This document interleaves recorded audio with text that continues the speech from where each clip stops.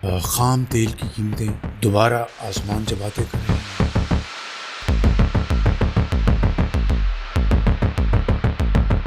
अगर हुकूमत के पास रिज़र्व्स हों, एफएक्स रिज़र्व्स हों, फॉरेन एक्सचेंज रिज़र्व्स हों, जो हमारे पड़ोसी ममालिक जैसे इंडिया के पास हैं, तेल की कीमतें बढ़ाई और इंडिया ने कोई ज़्यादा नहीं बढ़ाई हैं। द रीज़न इज़ कि उनके पास रिसोर्सेज हैं। जब आपके पास रिसोर्सेज ना हो या मतलब मुल्क के पास खुद ही पैसे ना हो या मुल्क जो है एक बीमार हो, अस्पताल में हो,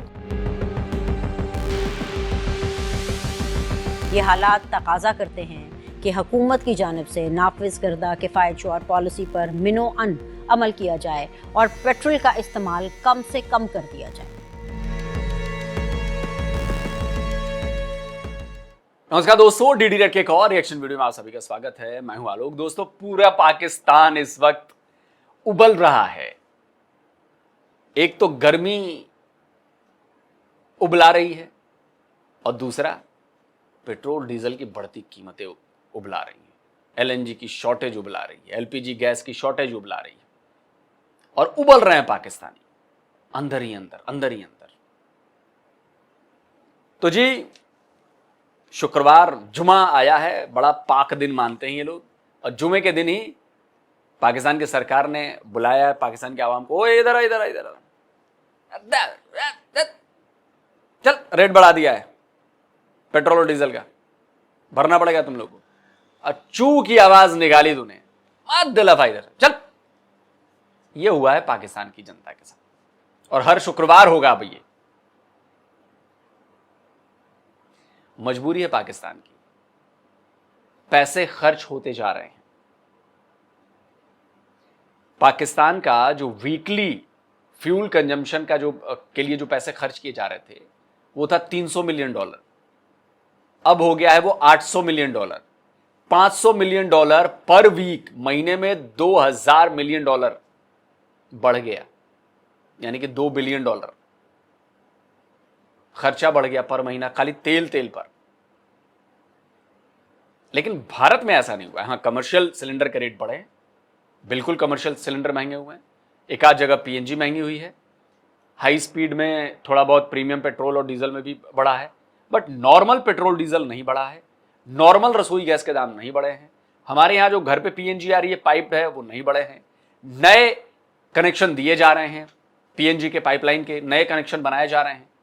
पाकिस्तान में स्क्रीनशॉट लगा देता हूं, नया पीएनजी कनेक्शन जो है घर में पाइप नेचुरल गैस का, वो भी कनेक्शन देना बंद कर दिया गया।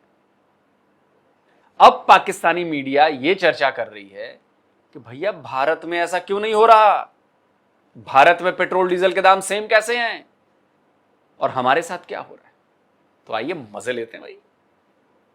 पाकिस्तान में जो पेट्रोल की कीमत है वो तकरीबन 53% बढ़ी है, भारत में नहीं बढ़ी। तो मैं सोच में पड़ गया था कि ऐसी कौन सी जादू की छड़ी है। भारत की हुकूमत के पास भी तेल इंपोर्ट करते हैं, पाकिस्तान भी तेल इंपोर्ट करता है, उनके पास भी अपना कोई खास तेल नहीं है, हमारे पास भी नहीं है। आलमी मंडी जो है वो हमने देखा कि फरवरी पहली को तकरीबन $60-65 थी, आज आप बता रहे हैं कि वो $115-130 पे जा रही है। तो भारत में तो भट्टी साहब कीमतें नहीं बढ़ी हैं। पाकिस्तान में तकरीबन 53% जो है वो पेट्रोल बढ़ गया और लगभग कोई 45-50% जो है वो डीजल बढ़ गया। तो बस फिर शुक्र करें कि आप पाकिस्तान में रहते हैं और आपको तेल जो है वो 393 रुपए पे मिल रहा है और भारत में और कोई 2 महीनों से वो 280 रुपए पे है। नहीं, अच्छा ये फरमाए कि ये जादू की छड़ी क्या है उनके पास? क्या हमारी हुकूमत जो है अपने रेवेन्यू टारगेट पूरे करने के लिए तेल से कमा रही है? जी, अब आपने सवाल किया है जो असल सवाल है कि जादू की छड़ी आखिर क्या है उनके पास। देखिए, आलमी मंडियों में कीमतें बढ़ी, भारत के लिए भी बढ़ी, पाकिस्तान के लिए भी बढ़ी, बांग्लादेश के लिए भी बढ़ी। भारत में उनकी हुकूमत ने पॉलिसी ये बनाई कि ये जो कीमतें बढ़ी हैं इनका बोझ किसी न किसी ने तो बर्दाश्त करना है भारत के अंदर। अब वो चॉइसेस उनके पास थी कि या तो वो बोझ जो है वो रिफाइनरीज के ऊपर डाल दें और या अवाम के ऊपर डाल दें। भारत में उनकी हुकूमत ने ये पॉलिसी बनाई कि 3 बड़ी जो उनकी रिफाइनरीज हैं, इंडियन ऑयल कॉरपोरेशन है, भारत पेट्रोलियम है और हिंदुस्तान पेट्रोलियम, उन्होंने कहा कि अवाम के ऊपर हम ये बोझ नहीं डाल रहे, हम ये बोझ जो है ये रिफाइनरीज के ऊपर डालेंगे। ठीक। और उसके नतीजे में वो फरवरी 1 को 95 रुपए फी लीटर इंडियन रुपीस की मैं बात कर रहा हूँ, और आज भी वही है। हमारी हुकूमत ने पॉलिसी कुछ फर्क की। उन्होंने सोचा कि जो आलमी मंडी की कीमत है उसमें वो बहुत तेजी से बढ़ रही है, उसके अंदर से हमने हुकूमती खजाना भी भरना है, जिसका आप जिक्र कर रहे हैं कि शायद FDR की जो शॉर्टेज है, पेट्रोलियम लेवी भी बढ़ा दिया, और सारा का सारा बोझ जो है वो अवाम के ऊपर मुंतकिल करना है। ये देखिए, भारत के पास कोई जादू की छड़ी नहीं है। भारत ने इसे प्लान किया। भारत को पता था कि यह मुसीबत आने वाली है। भारत ने पूरा कैलकुलेट किया। भारत ने अपनी सप्लाई लाइन किसी तरह से जारी रखी। भारत का कच्चे ऑयल का जो इंपोर्ट था वो जारी रहा। वेनेजुएला से लिया हमने, अमेरिका से लिया हमने, ईरान से लिया हमने, रशिया से बढ़ाया। इसको प्लानिंग कहते हैं। लेकिन आपके यहां प्लानिंग नाम की कोई चीज नहीं है। ना आपके यहां स्पेस है कि आप कुछ रिबेट दे सको, छूट दे सको। और ये मैं नहीं कह रहा, ये पाकिस्तान के पेट्रोलियम मिनिस्टर कह रहे हैं, एनर्जी मिनिस्टर कह रहे हैं। लगाइए भाई क्लिप। हिंदुस्तान के अंदर उनके पास ना सिर्फ 600 अरब डॉलर के रिजर्व्स हैं, इसके अलावा वो तेल का स्ट्रेटेजिक रिजर्व मेंटेन करते हैं। हम क्यों नहीं करते? मैं आ जाता हूँ ना, मैं एक एक करके आपको बता देता हूँ, जिसके जरिए उन्होंने इस तकलीफ को कुशन करने की कोशिश की। और तीसरी चीज ये कि वो IMF प्रोग्राम में नहीं है, तो जब प्राइस की इंक्रीज आई तो उन्होंने अपनी टैक्सेशन को कम करके इंसुलेट करने की कोशिश की, और उसके ऑन टॉप ऑफ दैट उन्होंने सब्सिडाइज करने की कोशिश की। They had that fiscal space to do that. तो इस पॉइंट को समझिए पाकिस्तान के लोगों, निकम्मी सरकारें चुनोगे तो यही होगा। पाकिस्तानी आर्मी के बूट के तले रगड़े जाओगे तो यही होगा। घर में बैठे रहोगे तो यही होगा। बाहर निकलो, पूछो अपनी आर्मी से, अपनी सरकार से, कैसा क्यों है। भारत भी 80% से ज्यादा अपना एनर्जी नीड जो है वो इंपोर्ट करता है, क्रूड ऑयल और LNG LPG। तुम भी करते हो। हमें तो 140 करोड़ के लिए करना है, तुम्हें तो सिर्फ 25 करोड़ के लिए करना है। फिर भारत में क्यों नहीं रेट बढ़ रहे हैं? तुम्हारे यहां क्यों रेट बढ़ रहे हैं? जो तुम लोग कहते हो ना कि हम बड़ी जिंदा कौम है, तो साबित करो कि जिंदा कौम हो। अभी तो फिर फिलहाल कब्र में दफन मुर्दा कौम लग रहे हो तुम लोग।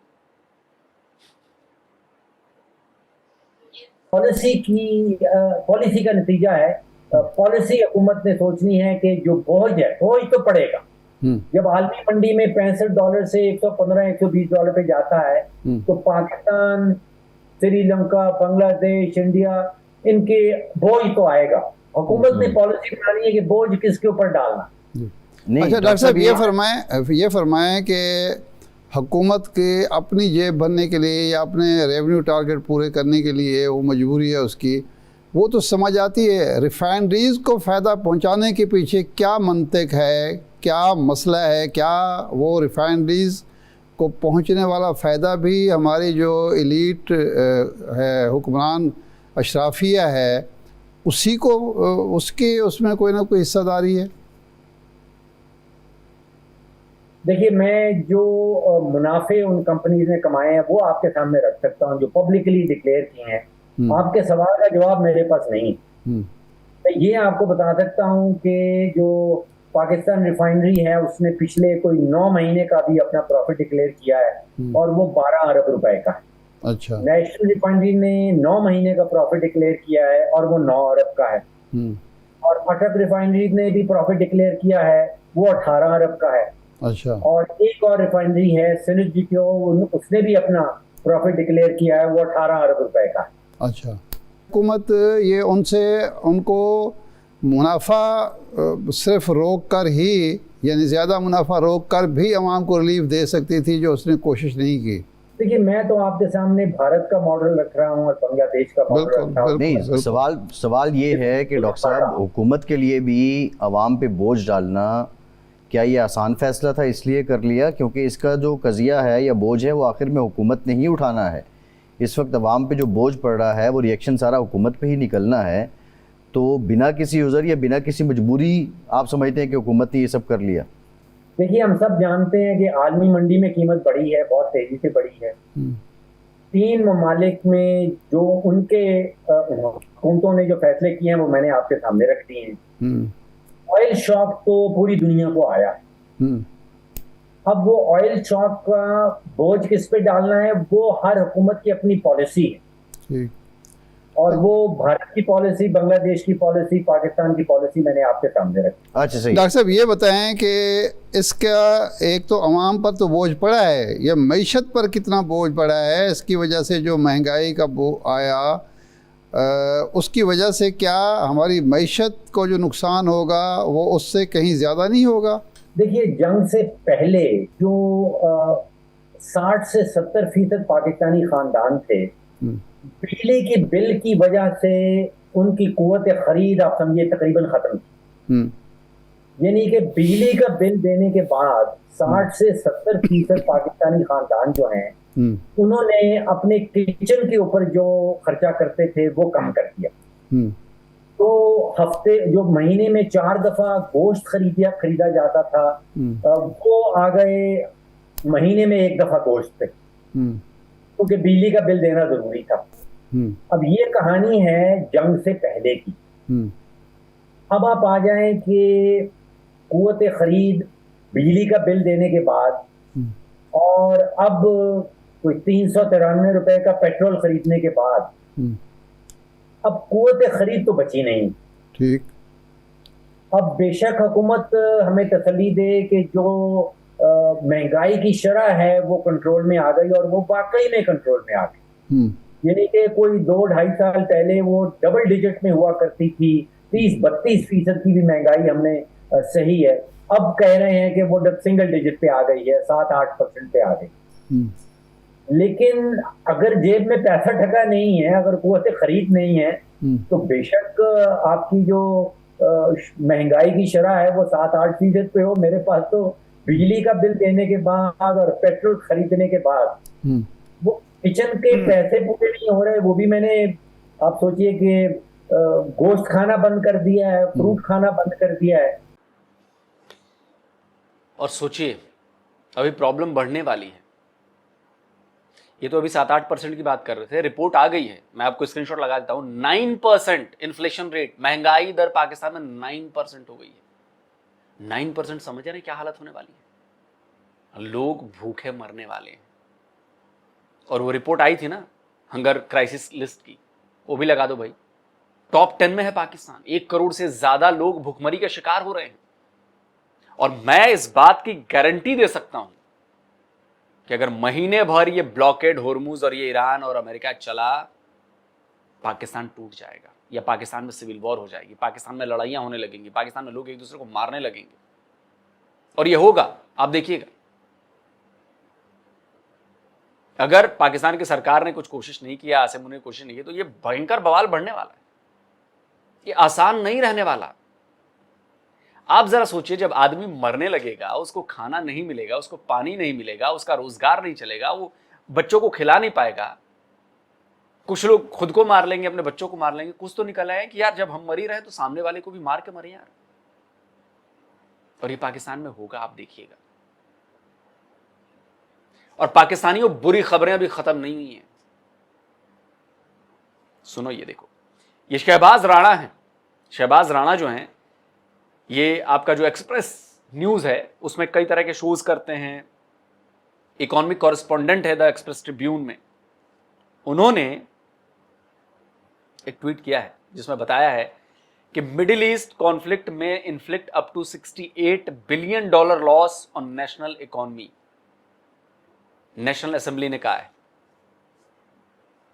आपके नेशनल असेंबली की स्टैंडिंग कमेटी है जो ऑन फाइनेंस पे, उसने ये कहा है कि आप लोगों को ना इसकी कीमत, ईरान और अमेरिका जंग की कीमत या मिडिल ईस्ट कॉन्फ्लिक्ट की कीमत $68 बिलियन चुकानी पड़ेगी। इनका कहना है कि 10 से लेकर $68 बिलियन जो है एनुअल लॉसेज है पाकिस्तान की इकोनॉमी के लिए। और इन्फ्लेशन 9% तो अभी मैंने बताया है, 17% पर पहुंच सकता है। 17% इन्फ्लेशन सोच रहे हैं आप?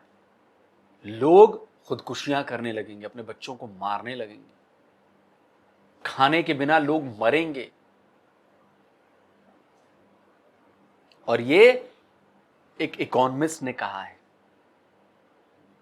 तो पाकिस्तानियों देख लो, अपने बच्चों को मार रहे हो तुम लोग, तो फैसला तुम्हें करना है कि चुपचाप घर में बैठे रहना है, अपने बच्चों को मरते हुए देखना है, अपने आप को मरते हुए देखना है, अपने परिवार को लटकते हुए देखना है, या जो राइटफुली तुम्हारा है तुम्हें अपना हक लेना है। और उसके लिए तो सड़क पर उतरना पड़ेगा। इतनी महंगाई में तुम लोग घर बैठे हो, इसी का तो फायदा उठाते हैं तुम्हारे नेता, तुम्हारे आर्मी ऑफिसर्स। कह रहे ये तो गटर के कीड़े मकोड़े हैं, कुछ नहीं बोलेंगे ना कुछ करेंगे, चलो हाँकते रहो। क्या शहबाज शरीफ अपने घर से पैसे दे रहा है, अपने पेट्रोल के, अपने डीजल का, अपनी गाड़ियों का, अपने खाने का? नहीं। आप मेहनत कर रहे हो, आप कमा रहे हो, आप टैक्स दे रहे हो, हर चीज पर टैक्स दे रहे हो। उन टैक्स के पैसों से वो अपनी अय्याशियां कर रहे हैं। आसिम मुनीर भी वही कर रहा है। सोचना आपने, फैसला आपने करना है, क्योंकि जिंदगी आपकी है। दोस्तों आप बताएं, कमेंट करिए, अपनी राय दीजिए। जल्दी मिलता हूं एक और नए वीडियो के साथ। नमस्कार, जय हिंद।